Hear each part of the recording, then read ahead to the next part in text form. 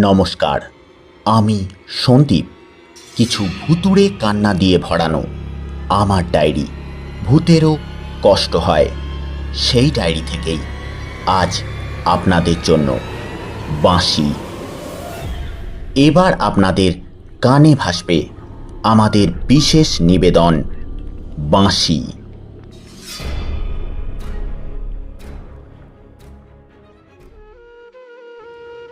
সন্ধ্যের গুঁড়ো অন্ধকারে ষড়যন্ত্রের শিকার হয়ে সূর্য তখন দিগন্তে জমা হওয়া ধূসর কুয়াশাদের জেলখানায় বন্দি। আর তারই সুযোগ নিয়ে অন্ধকার তার কালো কালো মন খারাপের শিকল দিয়ে গোটা পৃথিবীকে বেঁধে ফেলতে উদ্ধত হয়ে উঠল। ঠিক তখনই সন্ধ্যের সেই মন খারাপের নীলচে আঁধার ভেদ করে আমার থেকে বেশ খানিকটা দূরে ছোট্ট নদীটার বুকে ভাটার টানে দুলতে থাকা হাত নৌকাটার ভিতর থেকে একটা লণ্ঠনের ছোট্ট আলো স্থির হয়ে আমার চোখে চোখ রেখে দাঁড়ালো। আর সেই নৌকায় বসেই মাঝির বছর দশকের ছোট্ট ছেলেটা একটা পা জলে ডুবিয়ে জল ছেটাতে ছেটাতে এক অদ্ভুত মিষ্টি সুরে বাঁশিতে সুর ধরল। সেই সুরে এক অদ্ভুত মায়া, অদ্ভুত কান্না লুকিয়েছিল, যা আমাকে ধীরে ধীরে ডুবিয়ে দিতে লাগলো এক ফেলে আসা সময়ের চোরা বালিতে। ওই কাঠের বাঁশির সুর জ্যোৎস্নায় ভেজা ওই সন্ধে আমায় ভাসিয়ে নিয়ে চলল সেই অভিশপ্ত এক সোনার বাঁশির ভুলে যাওয়া সুরের দিকে। সে প্রায় বছর 30 আগের কথা। আমি তখন রাধামোহনপুর প্রাথমিক বিদ্যালয়ে সবে সবে চাকরি পেয়েছি। প্রতিদিন বাড়ি থেকে যাতায়াত করাটা অনেক কষ্টের ব্যাপার, তাই ওখানেই একটা বাড়ি ভাড়া নিলাম। ছোট্ট একতলার বাড়ি, সামনে একটা বাগান, চারিদিকটা পাঁচিল দিয়ে ঘেরা। তবে বাড়িটা পুরনো নয়, বেশ নতুন, হাল আমলেরই তৈরি। বাড়ির মালিক চাকরি সূত্রে কলকাতায় থাকেন। গ্রামে এই বাড়িটা বানিয়ে রেখেছেন বুড়ো বয়সের কথা ভেবে, যদি গ্রামের মাটি কোনো দিন তেনাকে ডাক দেন। তাই তিনি সব বেচে শহরে চলে গেলেও এই বিঘেখানেক জায়গার উপর একটা ঘর বানিয়ে রেখে গেছেন। মাস দুয়েক বেশ ভালোই কাটলো আমার এখানে। বাড়িটাতে কোনো প্রকার অসুবিধাই হয়নি। শুধু সন্ধ্যের পর একটু একা একা লাগতো। মনে হতো কথা বলার যদি একটা লোক পাওয়া যেত বড়ই ভালো হতো। স্কুলের খাতা দেখে আর বই পড়ে কতটাই বা সময় আর কাটে। আর সত্যি কথা বলতে কি, আমার খুব একটা বই পড়তেও ভালো লাগতো না। আর এরই মধ্যে বর্ষা নেমে পড়ল। গ্রাম বাংলার বর্ষার রূপটাই আলাদা। সেদিন সবে স্কুল থেকে ফিরে এক কাপ গরম চা নিয়ে জানলার ধারে রাখা চেয়ারটাতে বসে সন্ধ্যের আবছা আলোয় জানলার বাইরে বাগানের সেই বৃষ্টি ভেজা চালতা গাছটার দিকে তাকিয়ে একটু আনমনা হয়ে পড়লাম। কেমন একটা মন খারাপ আমায় জড়িয়ে ধরতে লাগলো। বাইরের একঘেয়ে ঝমঝম বৃষ্টির শব্দ কেমন একটা নেশা লাগালো। খালি মনে হচ্ছিল বড্ড একা লাগছে। কেউ যদি থাকতো তার সাথে এই অচেনা মন খারাপটাকে ভাগ করে নিতে পারলে বড়ই ভালো হতো। আর ঠিক তখনই বাগানের কামিনী ফুলের গন্ধে ভরা এক পশলা বৃষ্টির ছাট জানলা দিয়ে এসে আমার মুখে পড়ে আমার সেই মন খারাপের ঘোরটা কাটিয়ে দিল। ঠিক তখনই আমার চোখটা গিয়ে পড়ল সদর দরজার কাছে। বাঁশের বাখারি দিয়ে তৈরি সদর দরজাটার ওধারে বড় চালতা গাছটার বাড়তি ডালগুলো পাঁচিলের ওধারে বেরিয়ে যে ঘন ছাউনিটা তৈরি করেছিল তার তলায় একজনকে আমি বসে থাকতে দেখলাম। আবছা আলোয় পরিষ্কার বুঝতে না পারলেও আমি নিশ্চিত ওখানে কেউ একজন বসে আছে। প্রথমে মনে হলো যাকে যাক, আমার কি। তারপর মনে হলো না, বেরিয়ে দেখি একবার কে ওটা, কি বা মতলব। আর সবচেয়ে বড় কথা, বাইরে বেরোলে ঘরের ভিতরকার একঘেয়েমিটাকে কিছুক্ষণের জন্য ভুলিয়ে রাখা যাবে। তাই বেরিয়ে পড়লাম টেবিলে রাখা হ্যারিকেন আর একটা ছাতা নিয়ে। বাগানটা টপকে সদর দরজার কাছে পৌঁছতেই বুঝলাম আমি ভুল দেখিনি। একটা বয়স্ক লোক বয়সের ভারে নুইয়ে পড়া তার মাথাটা দুটো হাঁটুর মাঝখানে ঢুকিয়ে উবু হয়ে বসে বৃষ্টির জলে ভিজে থরথর করে কাঁপছে। পরনে একটা ছোট্ট ময়লা ধুতি, তাও ভিজে সপসপ করছে। গায়ে কোনো জামা কাপড় নেই, তবে পাশে একটা ছোট্ট পুটলি আছে। আমার হ্যারিকেনের আলোটা তার গায়ে পড়তেই লোকটা ধীরে ধীরে তার নুইয়ে পড়া মাথাটা তুলে আমার মুখের দিকে এক ঝলক দেখেই ধড়ফড় করে উঠে দাঁড়াবার চেষ্টা করলো। কিন্তু শরীর যে কখন বয়সের ভারে আরও ভারী হয়ে গেছে সেটা বোধ হয় তার টলতে থাকা পা দুটোকে তিনি সেই মুহূর্তে বোঝাতে পারলেন না। আমি একটু উত্তেজিত হয়ে বললাম, আরে আরে থাক থাক থাক, উঠতে হবে না। কিন্তু লোকটা আমার কোনো কথাই কান দিল না। বলল, হ্যাঁ এই যে বাবা, আমি চলে যাচ্ছি। বৃষ্টি হচ্ছিল কি না, তাই একটু বসেছিল। আমি চলে যাচ্ছি, আমি এক্ষুনি চলে যাচ্ছি। বলেই লোকটা তাড়াতাড়ি উঠতে গিয়ে কাদায় পা পিছলে প্রায় পড়ে যাচ্ছিল। আমি পেছন থেকে ওনাকে ধরে ফেললাম। উনি কোনো মতে নিজেকে সামলে নিলেও হাতের সেই পুটলিটা মাটিতে পড়ে গেল, আর সাথে সাথে হাতখানেকের থেকে একটু ছোট একটা লাঠির মতো জিনিস পুটলি থেকে বেরিয়ে পড়ল। তবে সেটা একটা ইঁটের ওপর পড়তেই তার শব্দ শুনে বুঝলাম ওটা ধাতুর তৈরি। কিন্তু অন্ধকারের মধ্যে ভালো করে বুঝতে পারলাম না ওটা কি। আমি হারিকেনটা ওটার কাছে নিয়ে যেতেই লোকটা ফট করে বসে সেই জিনিসটা গুড়িয়ে পুটলির ভেতর ঢুকিয়ে দিল। এমন একটা ভাব দেখালো যেন ওটা উনি কাউকে দেখাতে চান না। আমি আর ওটার ব্যাপারে কথা বাড়ালাম না। এবার লোকটা কাঁপা কাঁপা কণ্ঠে বলল, বাবা, মাথাখান বড্ড ঘুরতিছে, একটু এইখানটাতে বসবো, এই চালতা তলাটাতে, বৃষ্টি থামলি পারে চলি যাব। আমার কেমন লোকটার উপর মায়া হলো। আমি ধীর কণ্ঠে উত্তর দিলাম, এইখানটাতে বসতে হবে না, এখানটাতে তো জল পড়ছে, আমার ঘরের বারান্দায় বসবে চলো। লোকটা আমার মুখের দিকে একবার তাকালো। তার সেই প্রাচীন মুখের সারল্য আর দুটো ঘোলাটে চোখের অসহায় দৃষ্টি আমার দুটো চোখের কণকে একটু ভিজিয়ে দিয়ে ধীর কণ্ঠে বলল, এইটা তোমার ঘর? ওই ঘরে গিয়ে আমি বসবো? তারপর লোকটাকে আমি আমার ঘরের বারান্দায় এনে বসালাম এবং টিনের ট্রাঙ্ক থেকে একটা ধুতি বার করে লোকটাকে পরতে দিলাম। কিছুটা জোর করতে তবেই লোকটা নিজের ভেজা ধুতিটা ছেড়ে আমার দেয়া শুকনো কাপড়টা পরল।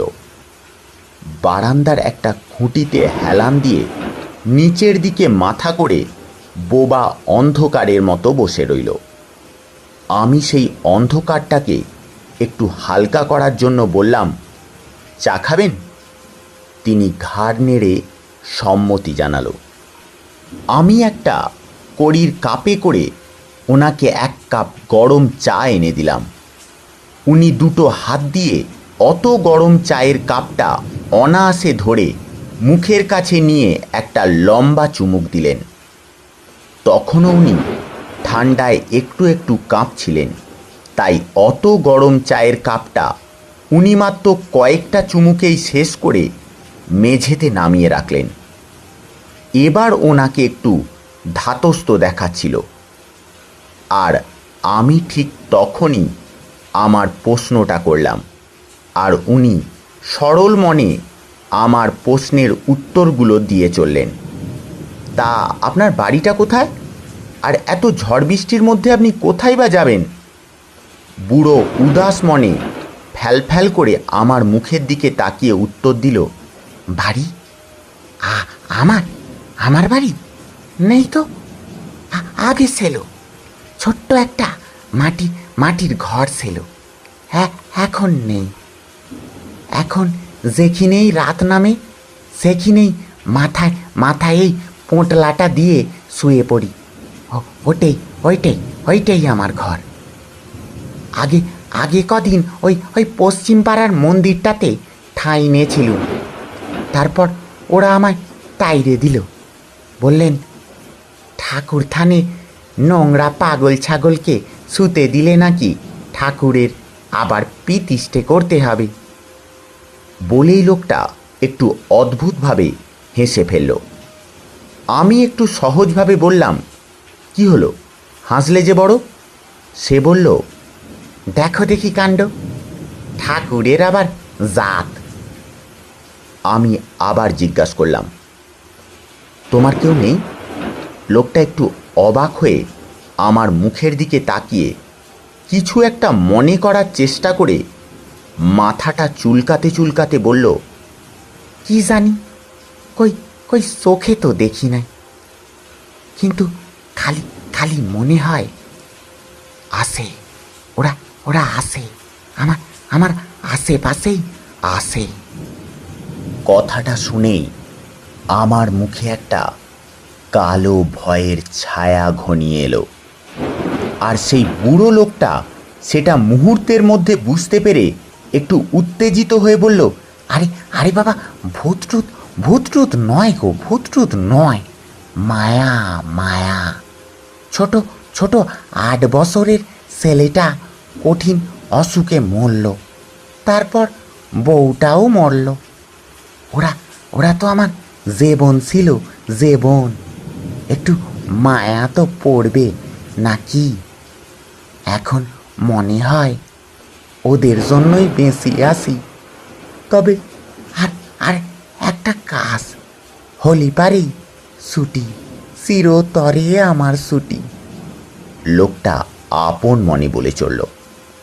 আমি হ্যারিকেনের লালচে আলোয় লক্ষ্য করলাম লোকটার চোখ দুটো জলে চিকচিক করছে, আর একটু যদি দরদ মেশে তাহলে চোখের পেয়ালা ছলকে চোখের জল গাল বেয়ে মাটিতে নেমে আসবে। তাই আমি পরিবেশটাকে হালকা করার জন্য বললাম, আপনি বাঁশি বাজান তাই না? কথাটা শুনেই একটা চাপা উত্তেজনায় লোকটার চোখ দুটো জলজল করে উঠল, কিন্তু নিজেকে একটু সামলে নিয়ে বলল, এককালে পারতুম, এখন আর বাজাই নেকো। আমি বললাম, কেন? সে বিষণ্ণ দুপুরের মতো উত্তর দিল, আর পারি নে, দম ফুরায় যায়, আর তাছাড়া বুকটা কেমন ভারী লাগে। কিন্তু আমি তোমার পুটলিতে একটা বাঁশি দেখেছি। লোকটা একটু থতমত খেয়ে উত্তর দিল, ও আমার বাঁশি নয় কো, ও যে অন্য একজনকে দিতে হবে। ও বাঁশি নিয়ে সে বাজাতে যখন ক্লান্ত হয়ে ঘুমিয়ে যাবে, তখন আবার সেই বাঁশি নিয়ে গিয়ে যার জিনিস তাকে ফেরত দিতে হবে। অনেক কাজ, আমার এখনো অনেক কাজ বাকি। ও যে ভাড়া করা বাঁশি, ও আমার জন্য নয় কো। লোকটা কী সব বলে যাচ্ছিল আমার মাথায় কিছুই ঢুকছিল না। তবে এইটুকু আমি নিশ্চিত ছিলাম যে লোকটা বয়সের ভারেই হোক বা সব কিছু হারাবার দুঃখেই হোক, লোকটার মাথাতে একটু গণ্ডগোল আছে। আমি তাকে থামিয়ে দিয়ে বললাম, তাহলে আমার আর বাঁশি শোনা হলো না, তাই তো? লোকটা এবার একটু ইতস্তত হয়ে বলল, তুমি তুমি সে কি করো না? আমায় আমায় চা খাওয়ালে, নতুন ধুতিখান দিলে, তোমার তোমার কথা কি ফেলতে পারি? বলো দেখি। দেখছি পুরনো অস্তরখান আবার বার করতে হবে। বলেই লোকটা তার পুটলি হালটে একটা সোনার মতো চকচকে ধাতুর বাঁশি বার করে আনলো। তারপর কি ভেবে মাথা নাড়তে নাড়তে বিড়বিড় করে বলল, না, এ নয়। বলেই সেটাকে ঢুকিয়ে দিয়ে খুঁজে খুঁজে পুটলির ভেতর থেকে একটা কাঠের বাঁশি বার করে ঠোঁটে ছোঁয়ালো। ব্যাস, বৃষ্টি ভেজা নীরব অন্ধকার পৃথিবীর বুকে যেন কোনো দেবতা মায়ার সুতোয় মন খারাপের জাল বুনে চলল। আমি চোখ বন্ধ করে সেই সুরের আফিম পান করে চললাম। বাঁশির সুর যখন থামল, তখন রাত অনেকটাই গড়িয়ে গেছে, বৃষ্টিও অনেকটাই ধরে এসেছে। ওই নেশা ধরানো সুরের বদলে একটা ফিসফিসে কণ্ঠস্বর আমার কানে ভেসে এলো, বাবু, অনেক অনেক রেত হলো, এবার এবার আমি উঠি, কেমন? কথা শুনেই আমার ঝিমুনি ভাবটা কেটে গেল। আমি গম্ভীরভাবে বললাম, এত রাতে আবার কোথায় যাবে? তাছাড়া বৃষ্টিও এখনো পুরো ধরেনি, চারিদিকে জল থই থই করছে। তুমি যদি চাও রাতটুকু আমার এখানে কাটিয়ে দিতে পারো। লোকটা একবার গুমোট আকাশটার দিকে তাকিয়ে একটা দীর্ঘশ্বাস ফেলে বলল, তা কাল সকাল হলি পারে চলি যাবো খন, আজকের রাতটুকু এখানে রয়ে যাই। তারপর রাতের খাওয়া দাওয়া করে লোকটা বারান্দার এক কোণে শুয়ে পড়ল। রাত তখন বেশ গভীর। একটা শব্দে আমার ঘুমটা ভেঙে গেল। শুনলাম সেই বাঁশির শব্দটা বাগানের চালতাতলার ওখান থেকে আসছিল আমার কানে। আমি টেবিলে রাখা হাতঘড়িটার দিকে দেখলাম, রাত তখন 2টো। বাগানের দিকে জানলাতে উঁকি মারতেই আবছা অন্ধকারের মধ্যে বুঝতে পারলাম কেউ একজন চালতা গাছের গোড়ায় বসে বাঁশি বাজাচ্ছে। বুঝতে পারলাম এটা ওই পাগল বুড়োটারই কাজ।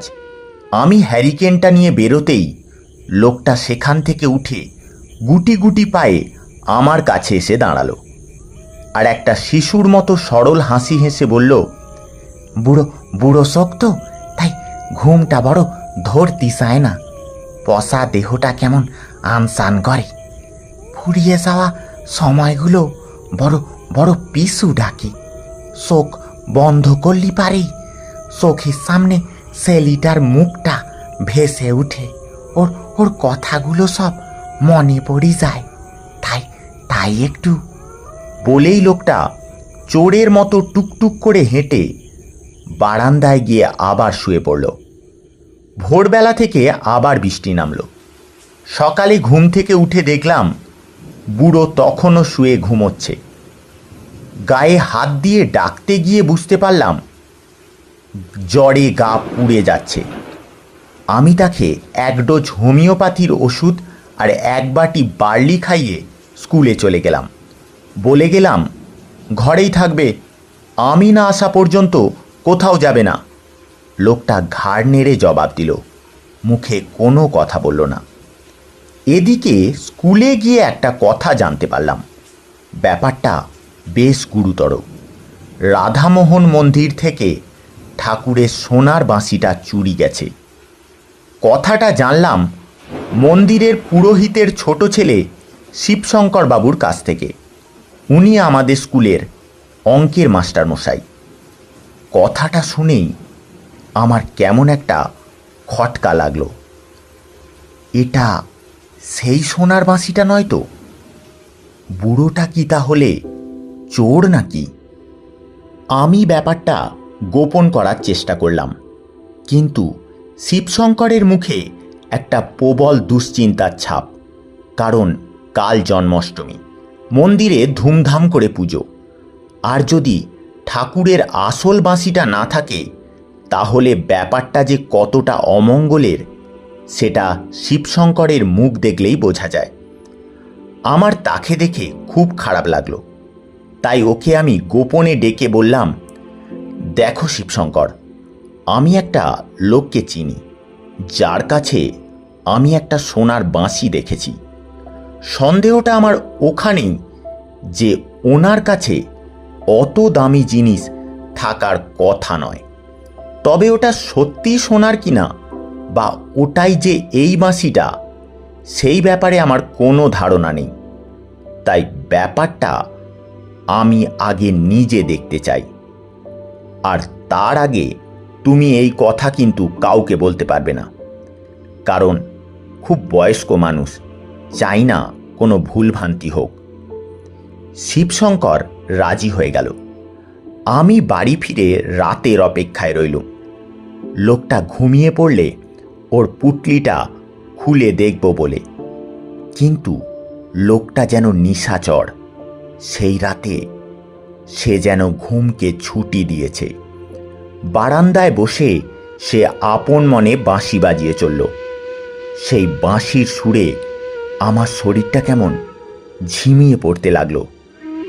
কখন যে ঘুমিয়ে পড়লাম বুঝতেই পারিনি। তারপর বাগানে খপ খপ করে মাটি কোপানোর শব্দে আমার ঘুমটা ভেঙে গেল। ঘুম ভেঙে জানলা দিয়ে দেখলাম একটা লোক চালতাতলায় কোদাল দিয়ে মাটি কোপাচ্ছে, আর কতকগুলো মাটির পিদিম টিম টিম করে জ্বলছে। আমি দুরু দুরু বুক নিয়ে চালতাতলার দিকে এক পা করে এগিয়ে চলতে লাগলাম, আর ভয়ে আমার গোটা শরীরে কাঁটা দিয়ে উঠল। আমি কাছে গিয়ে পিদিমের হলদেটে আলোয় দেখলাম সেই বুড়ো লোকটা। আমি কিছু বলার আগেই সে আমায় দেখতে পেয়ে খুব স্বাভাবিকভাবে বলল, ও ও আপনি আপনি এসেন বাবু, আপনি এসেন, বসেন বসেন। আজ আজ আমার বড়ই খুশির দিন। আজ আমার সব কাজ শেষ হয়ে যাবে। আমি লোকটাকে থামিয়ে দিয়ে একটু দৃঢ় কণ্ঠে বললাম, এই এই এই তুমি তুমি এটা কি করছো? গর্ত করছো কেন? লোকটা নির্বিকারভাবে বলল, বসেন বসেন বাবু, বসেন, সব দেখতে পাবেন। এই গর্তের মধ্যেই যে আমার জীবনখানা বন্দি হয়ে আসে।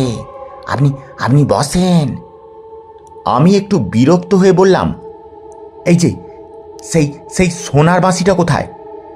ওটা তুমি মন্দির থেকে চুরি করেছো, তাই না? লোকটা একটু অবাক হয়ে ভুরু কুচকে বলল, না তো, চুরি করিনি তো। ভাড়া নিয়েছি ভাড়া। এক রেতের জন্য ভাড়া নিয়েছি। আজ রেতের কাজটা ফুরিয়ে গেলি পারে আবার ফেরত দিয়ে দেব গে। আমি এবার একটু গম্ভীর গলায় বললাম, বাজে কথা রাখো, বলো কি তোমার মতলব, না হলে গ্রামের লোককে ডেকে।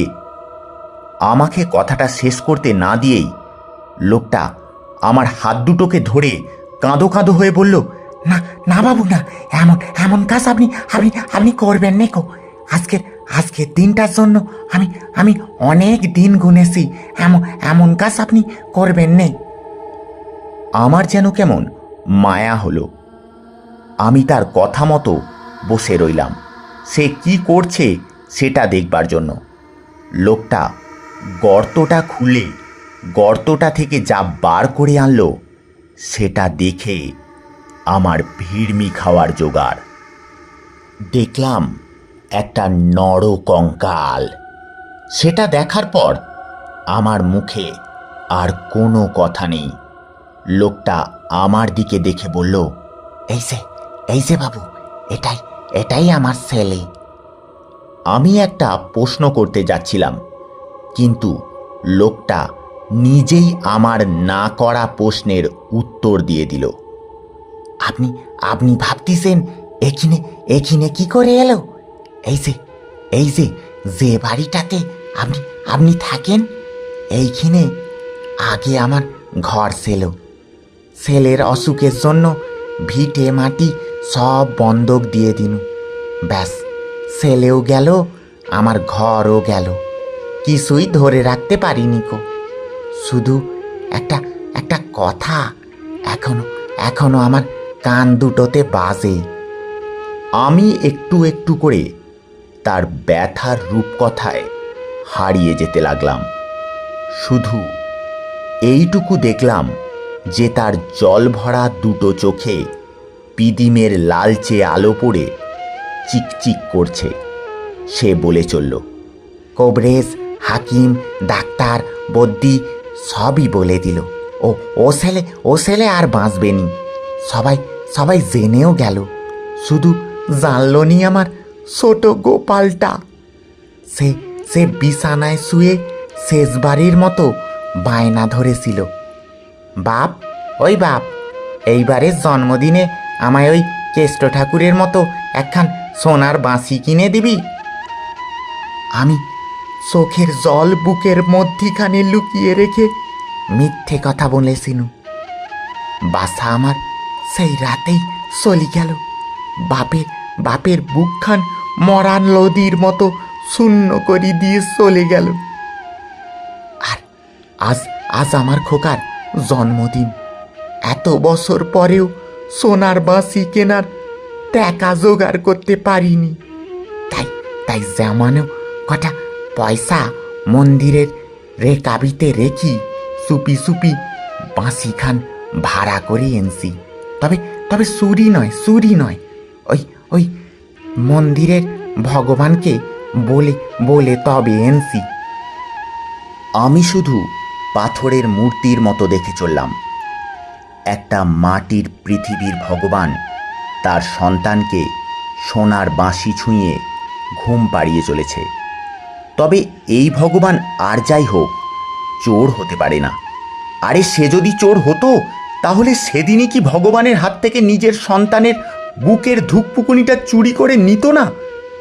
লোকটা কিছুক্ষণ নরকঙ্কালটাকে কোলে নিয়ে ঘুম পাড়াবার পর ধীরে ধীরে তাকে গর্তে শুইয়ে দিল এবং আমায় ফিসফিস করে বলল, চলেন, এবার এবার আমার খোকা ঘুমিয়ে পড়েছে। এবার যার সোনার বাঁশি তারে ফিরিয়ে দেওয়ার পালা। আমি বললাম, তুমি যেও না, বাঁশিটা আমায় দাও, আমি মন্দিরে ফিরিয়ে দেব। ওরা যদি তোমার হাতে বাঁশি দেখে তাহলে ওরা তোমায়। সে আমায় কথা শেষ করতে না দিয়েই বলল, কেন মারবে কেন? ধার নিয়েছি, ধার মেটাতে এসি, তাতে তাতে মারবে কেন? সে তোমার সরল মাথায় ঢুকবে না, তুমি আমায় দাও। বুড়ো কিছুতেই শুনল না। সে নিজেই সোনার বাঁশি নিয়ে মন্দিরে উপস্থিত হলো এবং গুটি গুটি পায়ে মন্দিরের সিঁড়ি বেয়ে ওপরে উঠছিল। সেদিন জন্মাষ্টমীর রাত, তাই মন্দিরে সবাই রয়েছে। পুরোহিত মন্দিরের চাতাল থেকে বলল, এই কে তুমি মন্দিরে ঢুকছ ওই রকম নোংরা গায়ে? বুড়ো সোনার বাঁশিটা বার করে দেখিয়ে বলল, এই যে এটা আমি নিয়ে গিয়েছিনু, এখন ফেরত দিতে এসি। ব্যাস, বুড়ো এবার যায় কোথায়? সবাই তাকে চোর চোর বলে মারতে শুরু করলো। পুরোহিত তো বুড়োর চুলের ঝুঁটিটা ধরে মন্দিরের সিঁড়িতে মাথাটা সজোরে ঠুকতেই মাথা ফেটে গল গল করে রক্ত বেরিয়ে এলো। তারপর তার মাথাটার ওপর একটা পা দিয়ে চেপে পুরোহিত চেঁচিয়ে বলল, ক্ষমা চা ভগবানের কাছে, ক্ষমা চা। বুড়ো কোনো কথা বলতে পারল না। তার দেহটা যন্ত্রণায় থরথর করে কাঁপতে লাগলো। আর ঠিক তখনই আকাশ ফাটিয়ে একটা বাজ পড়ল, আর তার নীলচে আলোয় গোটা পৃথিবীটা যেন মুহূর্তের জন্য থমকে গেল। আর কোত্থেকে একটা বছর দশেকের বাচ্চা বাবা বাবা করতে করতে দৌড়ে এসে বুড়োটাকে জড়িয়ে ধরল। অতগুলো লোক সবাই দাঁড়িয়ে দেখছে, বুঝছে, কিন্তু কিছুই করতে পারছে না, যেন কোনো শক্তি তাদেরকে পাথর করে দিয়েছে। এবার বুড়োটা মুখ খুলল। কে? গোপাল এলি? বাচ্চাটা শান্ত হয়ে বলল, হ্যাঁ রে বাপ, আমায় বাঁশি দিবি না? বুড়ো দু চোখ ভাসিয়ে কাঁদতে কাঁদতে বলল, তোর তোর হতভাগা বাপ সোনার বাঁশি কিনতে পারেনি কো। বাচ্চাটা বলল, সোনার বাঁশি আমার চাইনে, তোর তোর কাঠের বাঁশি খান দে দেখি, ওটাতে আমার বাজাতে বড় ভালো লাগে, ভালো ভালো সুর ওঠে। সোনার জিনিস বড় বড় ভারী আর দামি, ওতে ওতে মন খুলে সুর তোলা যায় না। বুড়ো তার ধুতিতে গোজা বাঁশিটা তার হাতে দিল। বাঁশিটা নিয়ে বাচ্চাটা বুড়োটার হাত ধরে এক হ্যাঁচকায় তাকে মাটি থেকে টেনে তুলল। কিন্তু আমরা যারা দেখেছিলাম তারা জানি, বুড়োর দেহটা তখনও মাটিতেই পড়েছিল। বুড়োর শরীর থেকে নীলচে আত্মাটা বেরিয়ে এসে বাচ্চাটার হাত ধরে ধীরে ধীরে মন্দিরের মধ্যে ঢুকে গেল, সবার চোখের সামনে। কিন্তু কেউ কিচ্ছু করতে পারল না। দিনের প্রথম আলো ফুটতে তবেই আমাদের চেতন ভাঙল। সবাই দৌড়ে গিয়ে মন্দিরের ভেতরে দেখল, কিন্তু সেই বাচ্চাটা কোথাও নেই। অথচ একটা জিনিস তখনও আছে, সেটা সেই কাঠের বাঁশিটা। যে হাতে এতদিন সোনার বাঁশিটা শোভা পেত, সেই হাতেই এখন কাঠের বাঁশিটা ধরে ভগবানের পাথরের মূর্তিটা হাসি মুখে দাঁড়িয়ে আছে।